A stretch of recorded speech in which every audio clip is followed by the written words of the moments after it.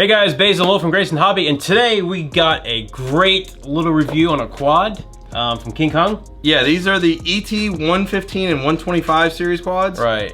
These things are a blast if you want to keep it simple, if you want something that's just a really good, fun little flyer, if you want to learn some acro stuff or just fly around through the woods with the guards on. This is a great little quad and you'll see why. Nice and relaxing. So in this video, we're going to unbox it, show you what you get. We're going to show you how to open it up and how to bind that XM receiver. There's a little trick in there. Then we're going to do some little settings to the radio. We're going to fly it, and then we're going to play around and experiment with some props, see which flies better. Yep. And then the cool thing is we're going to have Will fly the 125 and immediately fly the 115 and get his honest opinion and see which one is better and which one he likes. Yeah, we'll go see which one we like better and which one we know, but you have to watch the end to see which one it is. Wow.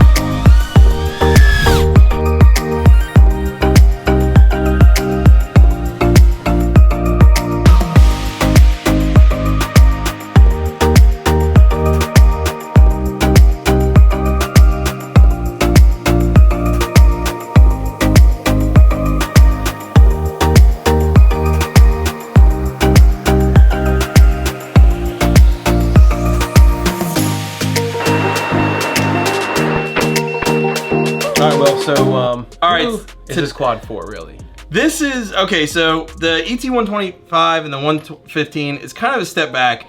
All these quads are getting so advanced with Betaflight OSD, all these PT1 filters, all this stuff 6S, going on. 7S, 10S, 15S. Quads. Everything is so advanced now. It was kind of like, we don't really have a good beginner quad anymore other than a brush quad. So this is kind of fills that void. It's almost like a baby wizard kind of thing as far as it's something easy to fly, takes minimal setup. And you can crash the snot out of these things and nothing happens to them. I mean, worst case scenario, you're replacing the little prop guard around the edge. Yeah, I can't believe how durable. I mean, I smacked that one in the concrete after hitting a tree outside. Oh, look at that. Oh, that wasn't over grass, was it?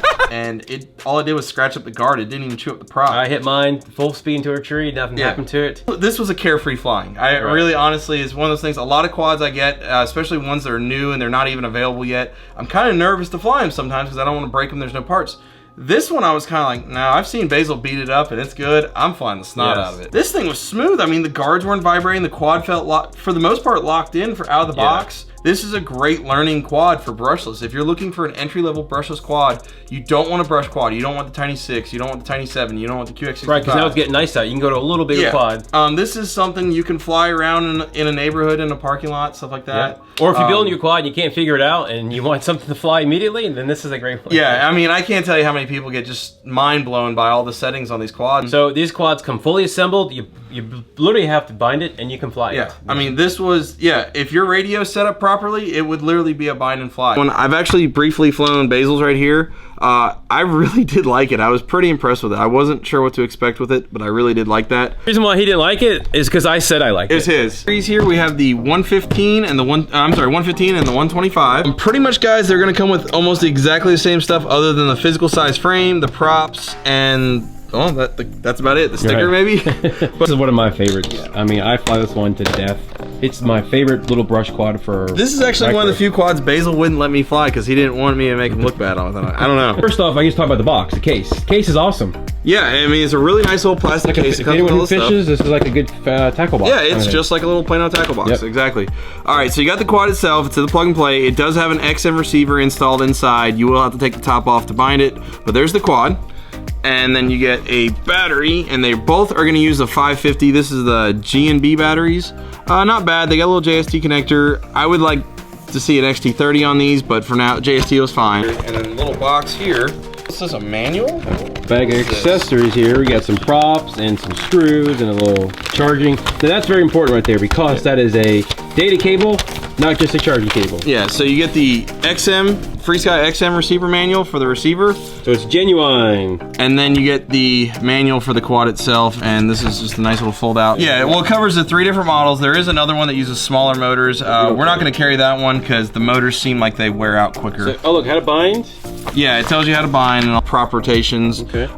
Gives you the pinout, which this is really nice. A lot of companies, for some reason, don't include a chart with the pinout and the flight controller and the speed controls and all that. All right, so that's that. So show us where the charger is. There's no charger on this one. So you have to get your own charger. This is a plug and play model. So unlike the Tiny 7, Tiny 6, this has no charger. Yes. All right. Now inside the little bag here. These little guys are big boy batteries. This is probably the first step into the big boy charger or big boy quads. So take the training wheels off. So we're back to the unboxing, Mr. ADD. Got a USB cord. This is for programming and everything like that. So this is a data cable. Has a little prop wrench that, why it has that with this, I really don't know. Let's have 2 more rubber bands for replacements for holding the battery down, which works pretty good. I haven't broke mine yet. Has a little extra VTX chart, which is nice. Again, 16 channel VTX. 2 sets of props. So it's got a full set of white and a full set of yellow props and extra screws. So it looks like an 8-pack of screws. So it's got a full replacement set of screws there. Nice. Really the key to this quad is the fact that it's the keep it simple, stupid principle, you know? It's got everything it needs to get it flying good without going over complicated and making it to where you're sitting on a computer for 3 weeks trying to figure out how to get to fly. Exactly. This is one of the few that it's really pretty close to buying and flyable out of the box. So granted, I like to change the modes and stuff like that, but no PID tuning really, it'll fly. Compare the 15 okay, and so the 25. Biggest difference you're gonna get here, the 125 obviously is gonna use bigger props, bigger guards, and the frame bottom plate's bigger.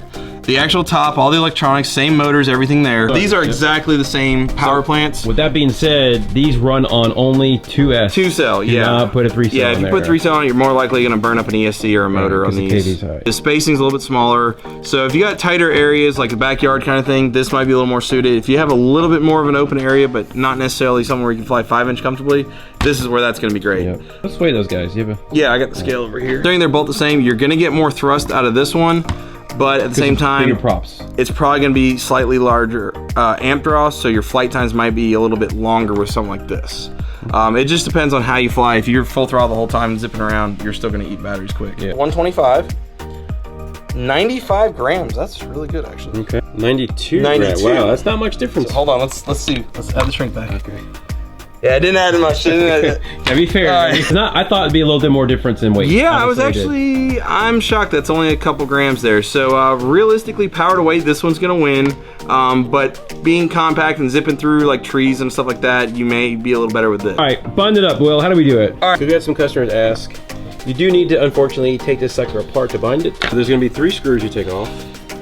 And this is at the back side of the quad. You got 3 Phillips head screws. All right, so all 3 just. So you got your 3 Phillips head screws. They are self-threading screws. They're not machine screws. So now we're gonna get this thing and now careful because it's the camera. Yeah, you got to remember the antenna is still here. You don't want to pull the antenna out, so you're just gonna have to lift it up. Get this cellophane. Antenna's going through this top here. The VTX antenna's there. And then you got the camera wire here, so you can't just like yank on it, otherwise you'll rip the wires out. So we're all in there. I'm gonna unplug that for the sake of that. There's nothing else in there other than the camera. While we have the camera, it's not adjustable.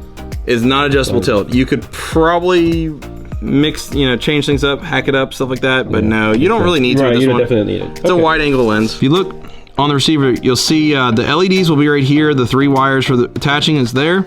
The antenna's here. Now next to the antenna on the XM is this little gold button. It's usually hidden under the sticker here, but there's a little gold button there. You'll have to depress that while plugging in a battery. So you'll need 3 hands for this kind of thing. But you'll push that while powering it up and it'll put it into bind mode. On your radio, whether you got QX7 or Taranis X9D, you need to be on D16 mode, which is channel 1 through 16. Let me see if I can, yeah, D16 mode. Channel 1 through 16. If you bind it as channel 1 through 8, it may not work. So just so you know, you want to do 1 through 16. I think it binds with Betaflight, screws it all up. It goes into failsafe. It blocks the receiver. Yeah. So then all we're gonna do is go to bind, and this is probably gonna yell at me. The model's used now. So okay. All right.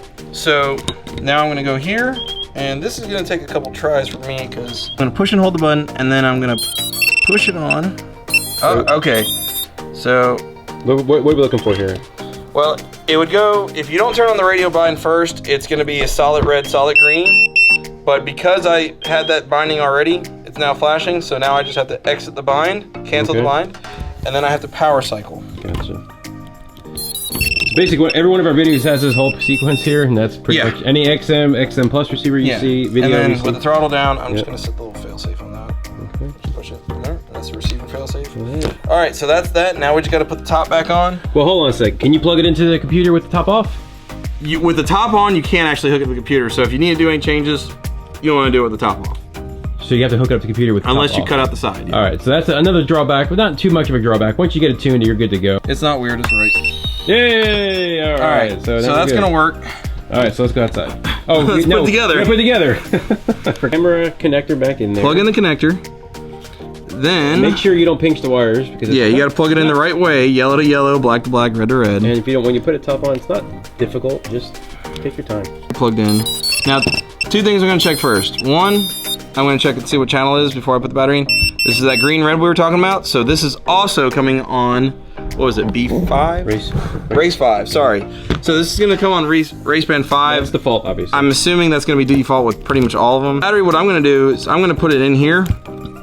Slide it through. And you put the connector in towards the back there so you don't have any extra loose wires. So I'm gonna put that to where it's about centered, and then I'm actually gonna tuck the balance lead back under the rubber band, keep it secured, and then I usually just kind of work the wires around so it's like that and pull off this little warning. All right, so here we are. We outside on a gorgeous, gorgeous, finally spring day here outside Atlanta.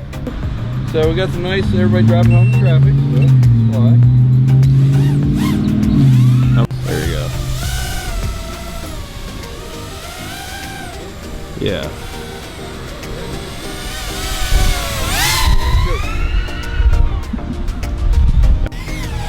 All right, where is it?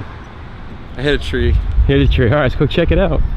So we're gonna check the durability on concrete. Well, I don't think the battery is gonna survive in concrete. Said branch, I came around and I didn't believe that branch was there, but apparently it's still there. All right, so there's our quad. Quad.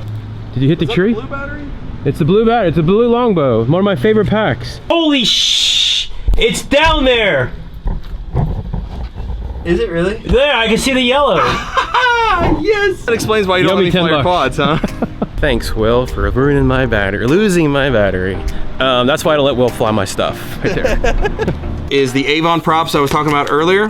The 2.3 inch, these are for the Baby Hawk compatible ones, not the Baby Hawk R, not the 3 inch. The 2.3 inch, they do fit. Oh, this is the 115. Yeah, yeah, on the 115, I think this is actually gonna make the quad fly a little better, and I'll explain why in a minute. So while you change your props, what did you think between the 125 and the 115 stock? Stock to stock, I think the 125 feels a little better when you're doing like high throttle, more aggressive maneuvers. The 115, and I really think it's because these props, that's why I'm changing these. When you came to a stop, it definitely had a little more bounce out of the box, and I think that's more so because of the bullnose props. And granted, you could tune it out, but if you're new at this and you don't want to do any tuning, you want just a smoother flyer, I think the 125 is going to be a better choice.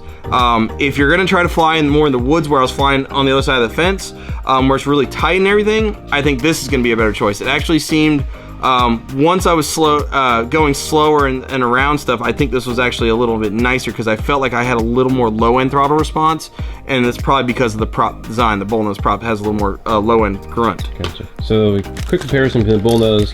Bullnose is basically it's an old prop. A long time ago, they took the prop and they cut it, right? Yeah. The only problem is they're very aggressive in the air and they tend to chop in the air. So, explain what you mean by aggressive for everybody. Well, the edge of the prop tends to distort the air a little bit more, so you're more likely to get a little flutter and bounce. Okay. A lot of these newer style props are going to curved edges, and now they're actually changing the designs of them to help break the air a little cleaner. Gotcha. So it's aerodynamics. Wow. Yes. Cool. T125. I just changed the factory props to these Avon 2.3 inch from the Baby Hawk. I just want to see if it makes it a little more stable in some of the turns without having to do any tuning. I just have a feeling the props might be a little smoother than the factory. So we're running a daylight, and here we go. Cool. I think I must admit there. All right. Are you ready? Yeah. Ooh. Wow. Definitely sounds a little high pitch. I think the motor's just pulling up faster. Okay, let's try to drop. Oh, look at that. Oh, that wasn't over grass, was it? All right, let's check the durability. I just didn't want to chew up the props, to be honest. Yeah, we're good. All right. What is it now? I'm sorry.